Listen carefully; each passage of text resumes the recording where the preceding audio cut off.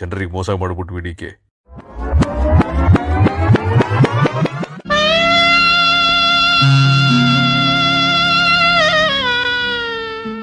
ಯಾಕೆ ಸಾರ್ ಬೇಜಾರಲ್ಲಿ ಕೂತಿದ್ದೀರಾ? ಇನ್ನೇನಪ್ಪ ಮಾಡೋದು ಡಿಕೆ, CM ಆಗಿ 18 ತಿಂಗಳಾಯ್ತು. ನಮ್ಮ ಮನೆ ಬರೋಕೆ ಒಂದೇ ಒಂದು ಗುದ್ಲಿ ಪೂಜೆನೂ ಮಾಡಕ್ಕಾಯ್ತಾ ಇಲ್ಲ. ಏನು ಕರ್ಮ ನಮ್ದು. ಹೌದು ಸಾರ್, ನನ್ನೇ ನೋಡಿ, ಹೇಳಕ್ಕೆ 2 ದೊಡ್ಡ ಖಾತೆ.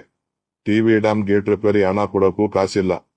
ಇನ್ನ ಬ್ರಾಂಡ್ ಬೆಂಗಳೂರು ಅಂತ ಹೇಳಿದ್ದಷ್ಟೇ, ಬೆಂಗಳೂರಲ್ಲಿ ರಸ್ತೆ ಗುಂಡಿ ಮುಚ್ಚಕ್ಕೂ ನಮ್ಮ ಹತ್ರ ದುಡ್ಡಿಲ್ಲ.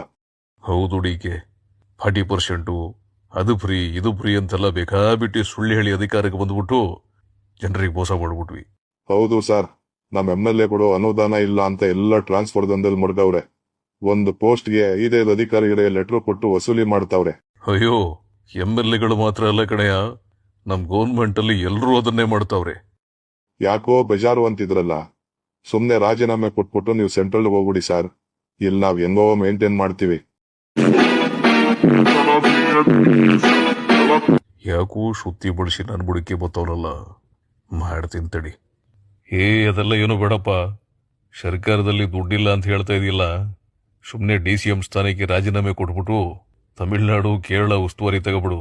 ಬೇಕಿದ್ರೆ ಸುರ್ಜೇವಾಲಾ ಸೋನಿಯಾ ಮೇಡಮ್ ತಾವ್ ನಾನು ಮಾತಾಡ್ತೀನಿ.